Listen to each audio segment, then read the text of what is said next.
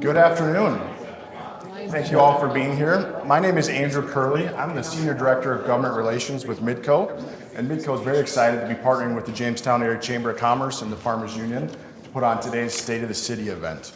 Before I introduce the mayor, I did want to give a little bit of update on Midco and our project here in Jamestown. As you hopefully are all well aware, Midco is in the middle of a $30 million investment into building out our fiber infrastructure to every location in the city of Jamestown. This is a 4-year project. 2024 is year 3 of that project. So over the last 2 years, we've really been kind of laying the groundwork for our broader project. We've been getting fiber to the city, establishing some of our technical facilities, opening up our technical operations center, and so far we've connected over 1,200 locations here in the city of Jamestown. All told, by the time this project is complete, we will be connecting nearly 10,000 locations here in Jamestown. And so over the next 2 years, 2024 and 2025, is really when the heart of that construction will take place. We anticipate connecting roughly 4,000 homes and businesses each year over the course of 2024, 2025, and fingers crossed we'll be able to complete by the end of 2025 and celebrate completion of this entire network here in the city of Jamestown. If you're interested in learning more about the Midco project, you can go to midco.com/Jamestown. On that landing page, there's a map that shows the areas we have built, the areas we're currently building, and the areas that remain to be built. You can also learn more about the products and services we offer, as well as pre-register if you know that you're going to want Midco services when we reach your location. We also have a few of our team members here. We've got Brett and Jace, are 2 leaders of our field operations team. And then we have Jeannie and Chris are with our sales team. So any of the 5 of us would be happy to address any questions afterwards if you're interested in learning more about what Midco's got going on in Jamestown. We've been really thrilled with the reception we received here in the community. Midco views our ethos as a company is to be a force for good for the communities that we serve. And for us, that means being involved. That means sponsoring events like this. We're really excited to have a team here for the Kite Festival in a few weeks. And we look really forward to being part of Jamestown for years to come. One last thing that I'll note, as I'm sure any of you who are in business know, workforce is always a top of mind issue. Midco is hiring. We have a need for folks here in Jamestown to help us build this network and operate it ongoing. So we do have some flyers if you know anybody who'd be interested in joining the Midco team. We've got flyers in the back as well as tumblers that are a little bit of swag for you to take on the way out the door today. So without further ado, I will get to introducing the mayor. Dwayne Heinrich grew up on farms in Minnesota and South Dakota. Following high school, he served in the U.S. Army in South Vietnam. After military service, he attended college and graduated from Southwest Minnesota State University in 1973. Prior to moving to Jamestown in 1978, he lived and worked in Des Moines, Iowa, and Minot, North Dakota. In 1980, he founded Heinrich & Company, an independent insurance adjustment company in Jamestown. That company grew to have offices in Jamestown, Devils Lake, Minot, and Bismarck, and remains in operation today where he serves as consultant. Dwayne is the past president of the North Dakota Elks Association, as well as the Foundation for Advancement of Christian Education, and served as district governor for the Lions of East District of North Dakota. Dwayne served as a member of the Jamestown City Council from 1998 to 2008, was elected mayor in 2018 and re-elected in 2022. He's been married to Joyce for 43 years. He has 1 stepson, Troy Lefebvre, and a daughter-in-law, Wenda, and 3 grandchildren. Please give a warm welcome to the mayor.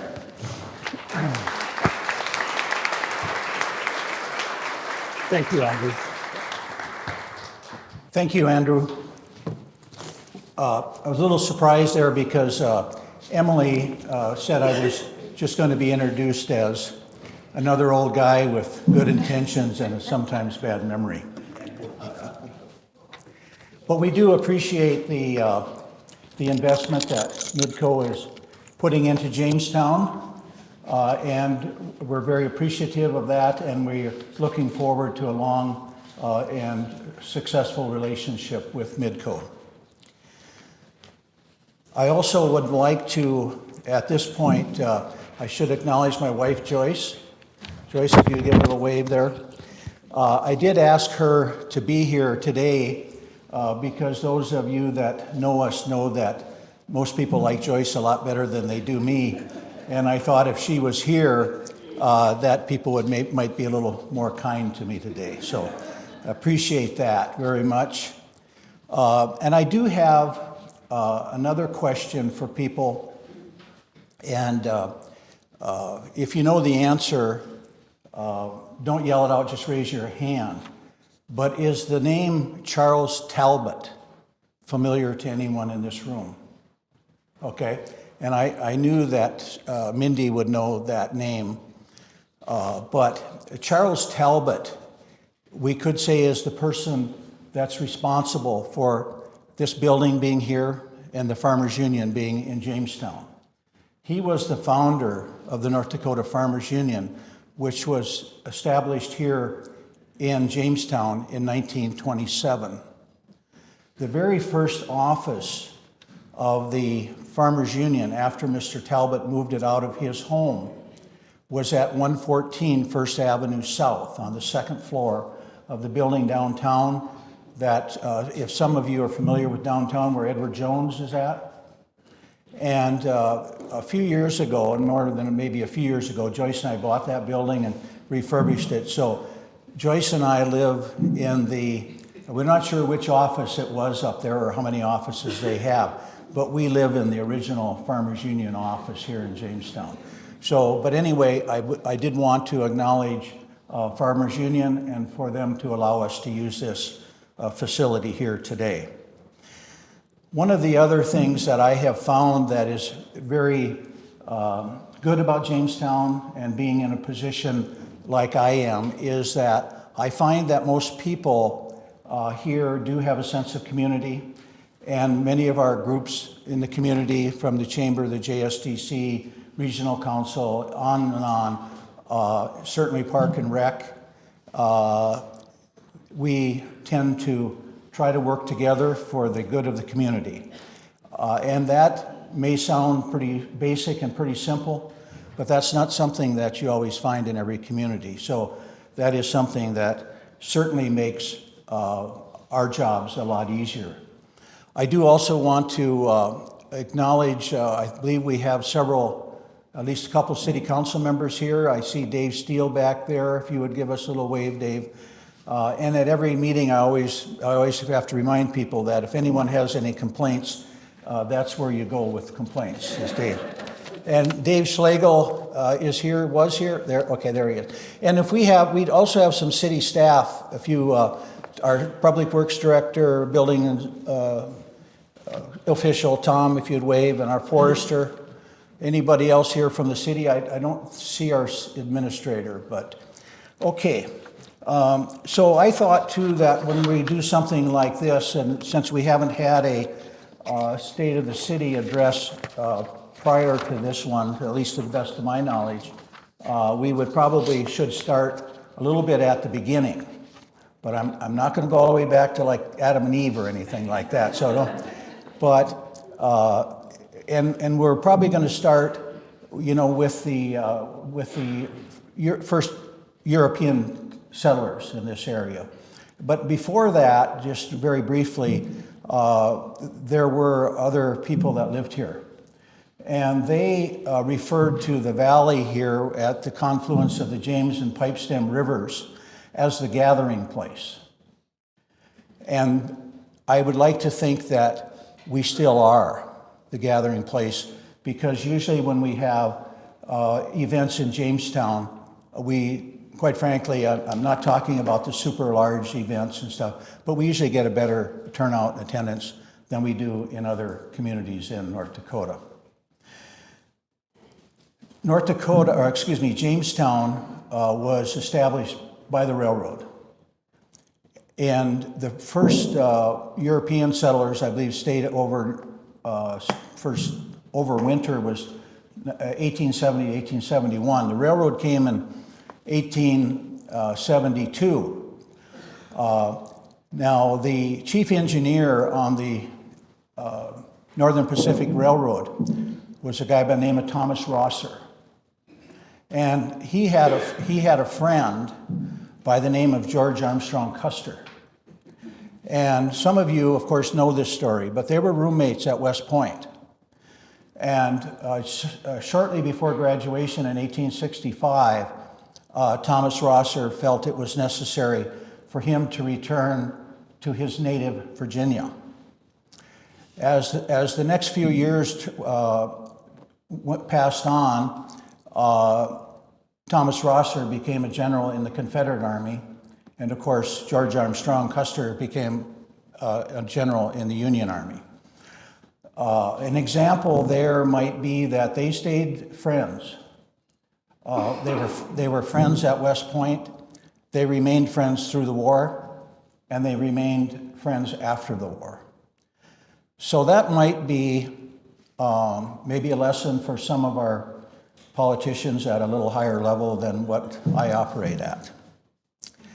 So now that was my rambling, and I will now proceed with the rest of the rambling here, okay?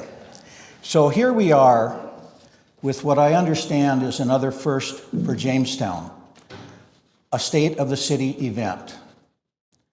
As I mentioned, Jamestown started out as a railroad town, and the railroad played a major role in the city's history and was a significant part of this community until about 1980, when the railroad, for the most part, moved their day-to-day operations to Mandan.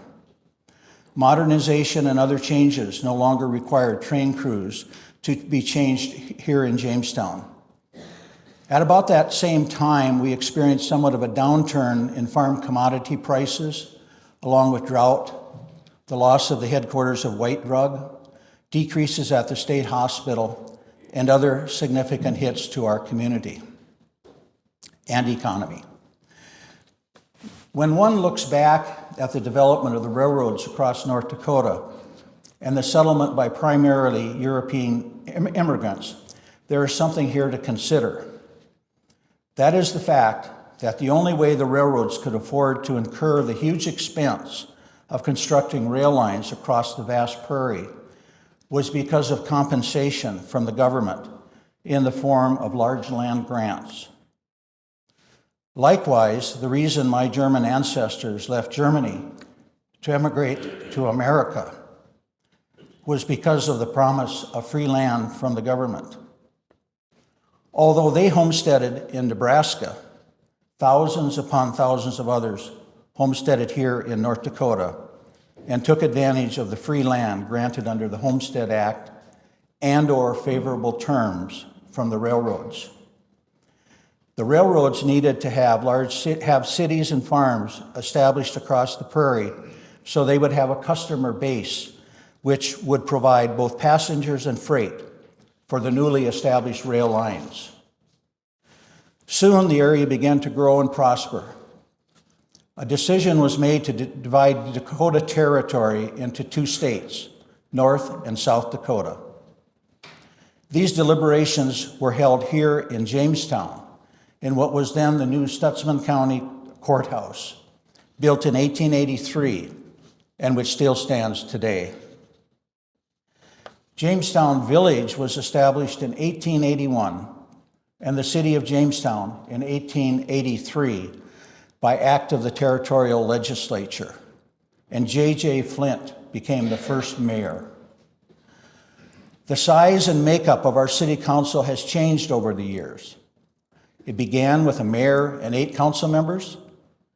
At one point, this grew to, I believe, 14 aldermen, and in the late 90s to our current, what is known as modern council form of government, with 4 council members and a mayor, all elected at large. We currently operate under what is sometimes referred to as a weak mayor system of government. In some jurisdictions, mayors have hiring and firing authority and may also direct daily operations. That is not the case here in Jamestown. Although the mayor does have slightly more authority than the other council members, most all authority for the mayor and the council members comes only when the council is in session and a majority of the council members agree.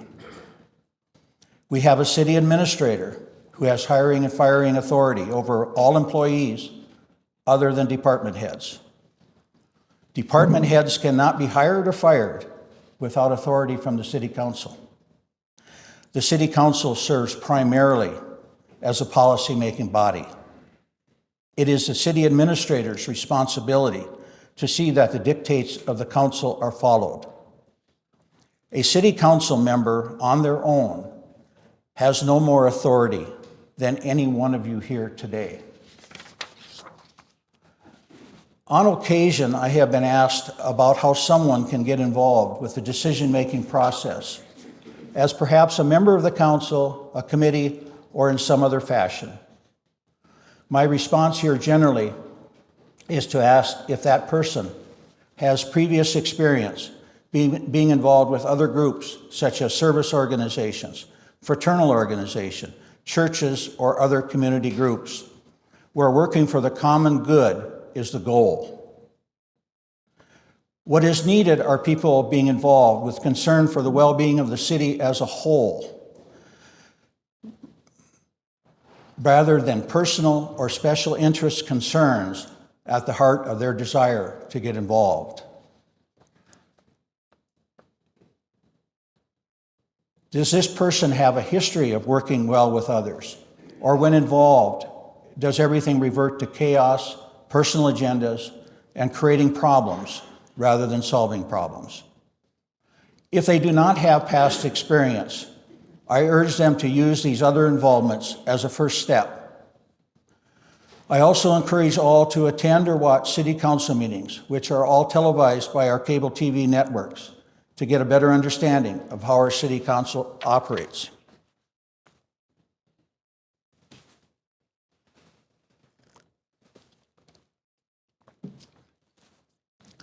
One of the tools used at city council and with most organizations are Robert's Rules of Order. We are not total sticklers on Robert's rules, but it is a good guide to follow to have orderly, productive meetings. Following parliamentary procedure facilitates debate while ensuring order and action.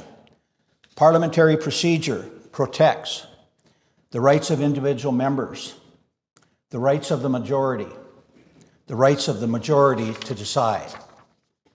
Rights of the minority, okay. Some have a hard time accepting that the rights of the organization outweigh the rights of individuals. Majority rules. This is true if you are a member of the council. This would also be true of your church council, your service club, or your sports booster organization. At the meeting is the time to speak now, or forever hold your peace. You discuss, you vote, and you move on. Things do not always go the way we wish. Perhaps the most important rule in ensuring proper decorum is the rule that personal attacks are always out of order. So if we have an issue before the city council and you wish to be heard on this, how should you let your voice be heard? The most effective way you can do this is to express your opinion to individual members of the council before the vote is taken, not after. Remember, as a member of the council, one cannot go to individual council members to ask them how they are going to vote on an issue or encourage them to vote a certain way. With a 5-member body, you can visit with one, but not more than one. You, as a member of the public, have no such restriction. Certainly, we do not want council members whose vote depends on the opinion of the last person that talked to them. But if you don't speak up before the vote is taken, the speak now or forever hold your peace rule applies to you as well as to all members of the council. Know what is on the committee agendas or council agendas and speak up again before the vote, not after. All city council meetings and committee meetings are publicly noticed and televised. Although council meetings are generally for discussion by council members only, that is not so much the case with committee meetings, where you will have an opportunity to speak, although not take part in debate among the committee members. Also, at our council meetings, we allot time for individuals to address the council on items not on the agenda, under hearing from the audience. Now I would like to move on to just a few facts about the City of Jamestown operation. This past winter was the mildest one on record, and one which required very little in the way of snow removal operations. However, the previous year was the exact opposite. I would like to provide just a few statistics. The city has 4 primary road graders or maintainers for snow removal. Within the city limits, with alleys included, we have 433 miles of streets and roads that need to be cleared by city crews following a major snowfall. Lane miles means on a 2-lane road that mileage is doubled, but of course so are the number of trips required to remove the snow, and that would be at a minimum. So when the Jamestown snow removal crew goes out after a major storm, clearing the streets of Jamestown is equivalent to removing snow from a 1-lane road from Jamestown, North Dakota to Regina, Saskatchewan. And I would think, and that is 413 miles from Jamestown. I would guess we would also consider there would be a lot more stops, turns, and so on within the city limits of Jamestown than there would be a one-way trip to Regina, Saskatchewan. Also, from Jamestown to Rapid City, South Dakota, would be 401 miles. The fact of the matter is, as with all things like this, someone is going to be first and someone is going to be last. With that, I know that some people's levels of patience are greater than others. But for the most part, I find that the people of Jamestown are very understanding of the enormous task taken on by the snow removal crews and very understanding of the delays that sometimes occur, as well as the occasional things that go wrong with this, as well as any other operation. For the entire city, we have 113 full-time positions and 3 part-time positions. This would not include summer interns and occasional additional help at Civic Center. The city has 176,100 feet of stormwater pipe, which would be about 35 miles. There are about 425 stormwater manholes and about 900 catch basins. The water utility has 6 wells and about 105 miles of water distribution pipe. In the winter, we produce an average of 2,500,000 gallons of water per day. In the summer, this can increase to 6 million gallons. There are about 5,500 water meters, 755 city-owned fire hydrants, and 4 pumping stations. Regarding the sanitary sewer and wastewater, we have about 90 miles of sanitary sewer collection, 20 lift stations, 4 lagoons, 279 million gallons of storage in lagoons, 2,700,000 gallons of wastewater treated daily, with a treatment capacity of 4,500,000 gallons. The city of Jamestown has 10,421 trees on public and private land, and has been designated as a Tree City USA by the National Arbor Foundation for the past 30 consecutive years. The city of Jamestown picks up, on average, 170 tons of garbage weekly and 16 tons of residential recycling collected weekly by a contractor with whom the city has a contract. We have 1 municipal solid waste landfill, 1 inert landfill, and 1 yard waste site. Our fire department has 6 full-time firefighters, including the chief, 21 volunteer firefighters. The police department has 29 full-time certified police officers, including the chief, 3 part-time certified officers, and 1 animal control warden. Regarding property tax, one of the problems with property tax is the fact that not all communities have the same dollar valuation of property per capita on which to levy property taxes. Jamestown is currently the 9th largest city in North Dakota. A couple years back, I looked at the taxable valuation of Jamestown versus the 9 other largest cities. At that time, our mill levy was over 300. And it struck me when I realized that if we would have the same property value per capita as the average of the other 9 largest cities, a mill levy of 199 mills would have generated $500,000 more than our 300 mills. So with property taxes, all cities are not created equal.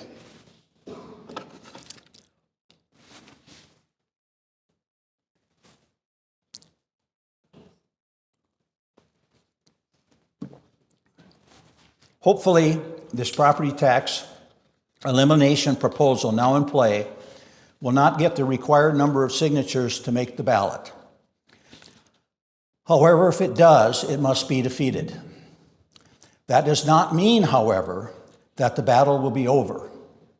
What it will mean is that the legislature in the next session is going to have to take a hard look at some type of property tax reform. I would ask that you all think about this and talk about it when you are in groups. With enough thought and discussion, perhaps a method can be developed that can provide some property tax relief without bankrupting the state and causing chaos throughout our local political subdivisions.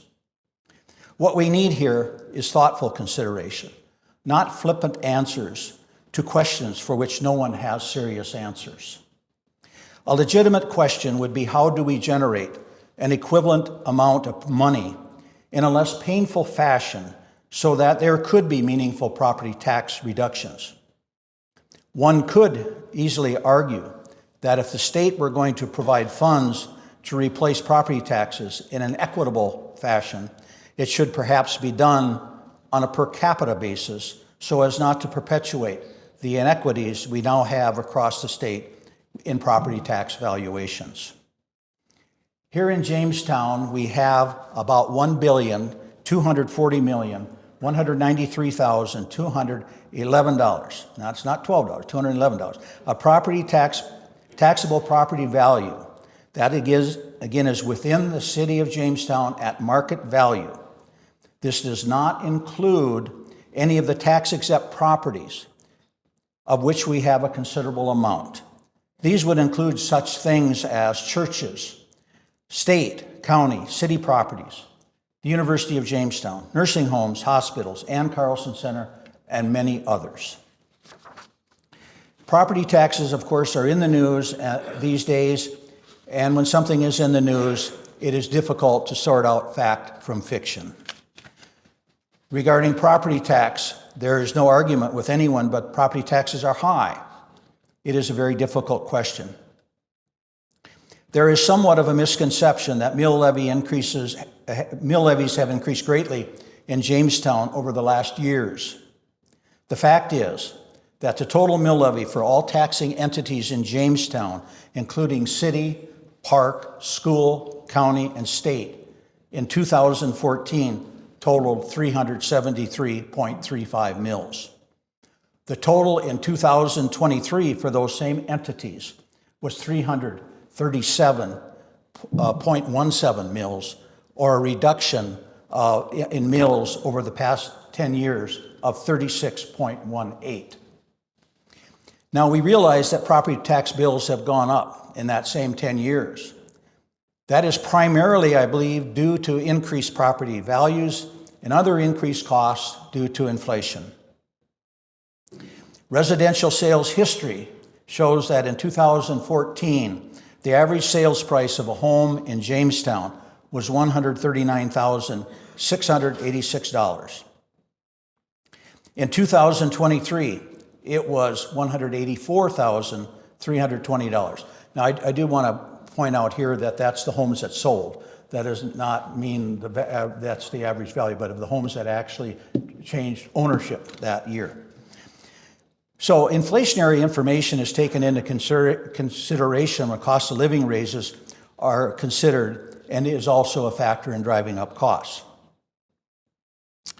There is another fact a lot of people do not understand or do not take into consideration.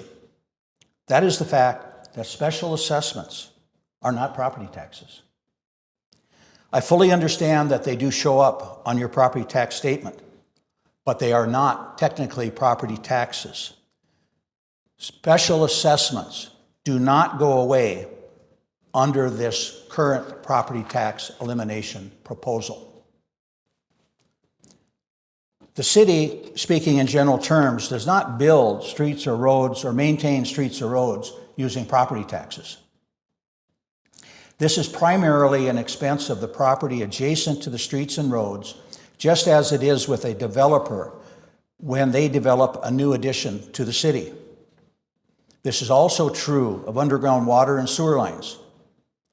We are also living in a time where we have to pay the piper for a lot of deferred maintenance costs with our underground infrastructure. There is before us this year a very misguided and, in my opinion, disingenuous proposal to eliminate property taxes and directs the state of North Dakota to reimburse all political subdivisions for the amount of property tax revenue generated in the year 2024 in perpetuity. Please consider that the money the City of Jamestown General Fund receives from property taxes is exhausted by the police, fire, and municipal court budgets. When you hear someone speak in favor of this off-the-wall property tax proposal, ask them where the funds are going to come from for any future cost increases in our police and fire department budgets. If they say that the city can simply charge fees for them, ask if they are aware that this is something that is not currently available to cities and something that would have to be developed and approved by the state legislature. A common sense look at the numbers show that the state would be nearly bankrupt in a few short years. The legacy fund would be squandered. Remember, the state constitution requires a balanced budget, and the state cannot print money. Ask proponents how they will continue to fund the Prairie Dog Bill, which currently generates about $2,500,000 per year for Jamestown City infrastructure. For the past 5 years, including this current biennium, we will receive about $12.4 million for infrastructure from oil revenue, which funds Prairie Dog. We will have also received so far about $6.7 million in state grant dollars to assist with waterline replacements, costs, the pedestrian park bridge replacement project, and the pedestrian park bridge replacement project. Since about 2017, the state of North Dakota has invested $7 million of grant money in Jamestown to buy down interest rates for new and expanding businesses through what is known as PACE, the PACE or Flex PACE program. This includes a variety of small and large operations, including daycare operations, as well as assistance to allow young professionals to establish themselves here in our community. I could go on, the list could grow, but I'm already at about $25 million. Where are the replacement funds going to come from to keep these programs working for our community? The short answer is that they will come from you or they will go away. Let's consider for a moment what has gone on at Spiritwood with a $400 million soybean plant. Spiritwood Energy Park, the largest private rail yard in North Dakota, an ethanol plant, and soon a hydrogen fertilizer facility. Some want to refer to incentives for these projects as corporate welfare for misguided political purposes, rather than what they truly are, a tool to advance local economic development. A tool no different than the one used 150 years ago to develop the state, to build the railroads, and bring our ancestors here to North Dakota and a better way of life. There's also, sometimes you hear saying picking winners and picking losers. The part that they leave out of that, when you hear, that's kind of like push-pulling. It would be that if we do these projects, we are the winners. If we don't, we are the losers. If we go back to about 1990, a group of forward-thinking individuals, largely spearheaded by the Jamestown Chamber of Commerce, kicked off the JDA, the forerunner of the JSDC, which was established after the voter-approved economic development sales tax, and a mill levy increase for economic development. The successes that we have seen since that time with economic development here in Stutsman County are simply phenomenal. I love being at state meetings where jealousy of Jamestown is sometimes hard for others to keep hidden. Sometimes it does surface for all to see, as the recent attempt to hijack a large portion of the $125 million grant scheduled to go to our hoped-for new hydrogen fertilizer facility. When I went on to the JSDC board about 25 years ago, the goal was to create a job, any job, as people did not have jobs. Now, the focus is where do I find housing for people living here or want to move here to take the jobs that have and are being created. People's memories are very short, but some of us remember the difficult times and the amazing transformation that has taken place here in Jamestown and Stutsman County. Think for a moment what is here now that in the scheme of things are new or relatively new to our community. Many of you remember before Cavendish Farms, before AgriCover, before the Spiritwood Station, the ethanol plant, Green Bison Soy, Champ Industries, Applied Digital, only to mention a few of the many. None of these existed in Jamestown when I moved here in 1978. We have a new hospital, a new Ann Carlson Center. We have witnessed remarkable advances at the University of Jamestown. In this same time, Jamestown built a new high school, as well as the Two Rivers Activity Center. We have also seen significant changes at our Civic Center after local high school and college basketball found new venues at their new facilities. Some with negative mindsets wanted to call the Civic Center obsolete. However, under the leadership of Civic Center Director Pam Fossey, surrender was not an option. This past March, the North Dakota High School Activities Association held the 2024 Class B girls basketball tournament at our Civic Center, and it was a resounding success. It was a resounding success, not only because of the leadership of Pam Fossey and her staff, but also because of the hard work of the tournament directors and everyone in this community who stepped up to show what Jamestown can do when we all work together. This hard work and dedication has resulted in Jamestown being awarded state basketball tournaments for at least the next 7 consecutive years. Also, let's not forget that in spite of the current temporary case of the hiccups, we have perhaps the best commercial airline service of any small town in America.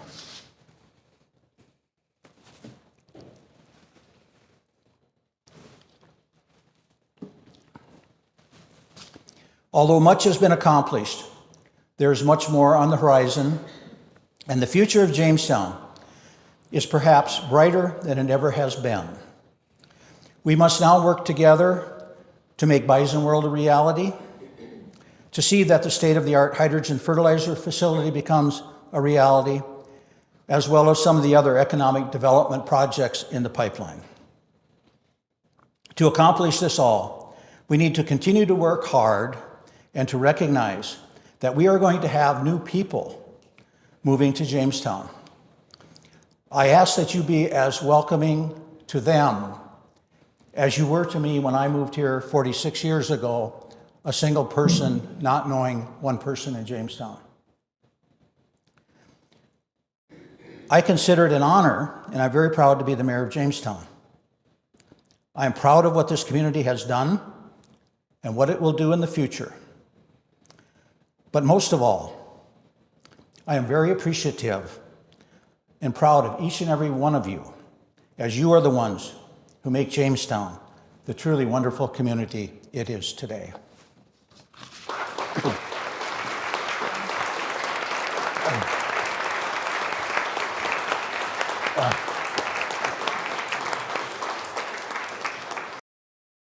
Thank you, Mr. Mayor. I want to end our time together here by extending a couple thank yous.